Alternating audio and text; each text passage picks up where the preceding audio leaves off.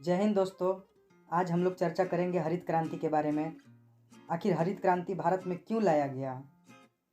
तो सबसे पहले हरित क्रांति की पृष्ठभूमियों को समझते हैं।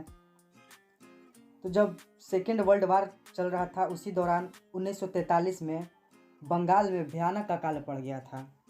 उस समय बंगाल, बांग्लादेश, पश्चिम बंगाल, बिहार और उड़ीसा अविभाज्य प्रांत था। ये अकाल के कारण लगभग 30 लाख से अधिक लोगों ने भूख से तड़प कर अपनी जान गंवा दी थी। माना जाता है कि अकाल का कारण अनाज के दौरान का घटना था।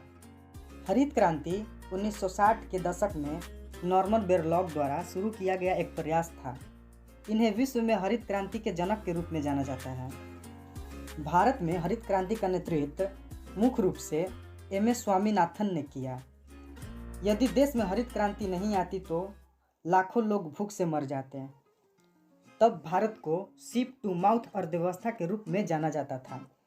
इसका अर्थ यह है कि जब उत्पाद समुद्री मार्ग का उपयोग करके दूसरे देश से देश में आयात किया जाता है और सीधे उपभोक्ताओं तक पहुंचता है।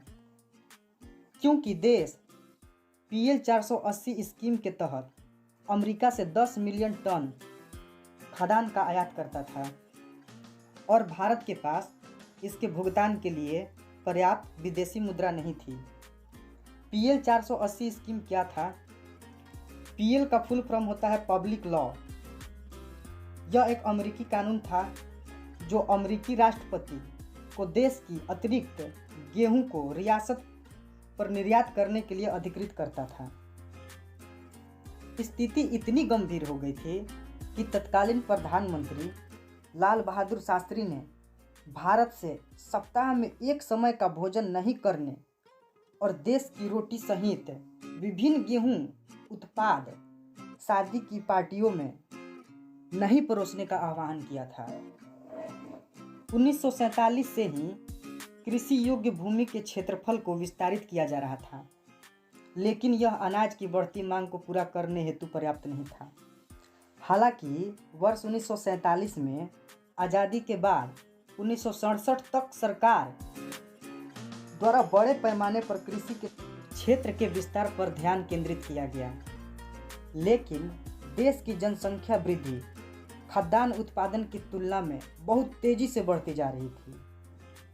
तेजी से बढ़ती जनसंख्या ने अनाज उत्पादन बढ़ाने के लिए तत्काल और कठोर कार्रवाई करने की आवश्यकता पर बल दिया, जिसका परिणति हरित क्रांति के रूप में उभर कर सामने आई। इसका उद्देश्य उच्च उपज देने वाली किस्मों के बीज, उर्वरक, कीटनाशक, सिंचाई और मशीनीकरण जैसी नई तकनीकों के माध्यम से भारत में खाद्य फसलों, विशेष रूप से गेहूं और चावल के उत्पादन में गुणवत्ता को बढ़ाना था और आत्मनिर्भरता, खाद्य सुरक्षा प्राप्त करना, आयात पर निर्भरता कम करना, लाखों किसानों और ग्रामीण लोगों की आय एवं जीवन स्तर में सुधार लाना तथा गरीबी एवं भूखमरी को कम करना था।